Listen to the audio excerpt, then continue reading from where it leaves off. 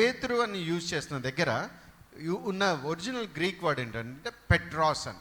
ఈ బండ మీద నా సంఘాన్ని నేను కడతాను అని చెప్పిన చోట యూజ్ చేసిన గ్రీక్ వర్డ్ ఏంటంటే Petra. Petras and Petra. Peter కి యూజ్ చేసిన వర్డ్ పెట్రాస్. యేసు ప్రభు ఈ బండ మీద అని నెక్స్ట్ చెప్పిన దానికి యూజ్ చేసిన వర్డ్ పెట్రా. పెట్రాస్ అని అంటే ఏంటంటే బండరాయి, ఒక రాయి అని. కానీ పెట్రా అని చెప్పిన చోట బలమైన, స్థిరమైన, పెద్దదైన ఒక మూల రాయి అని అర్థం. అంటే పెట్రా అనేటువంటి యేసుక్రీస్తు పైన పెట్రాస్ గా పేతురు కట్టబడుతున్నాడు.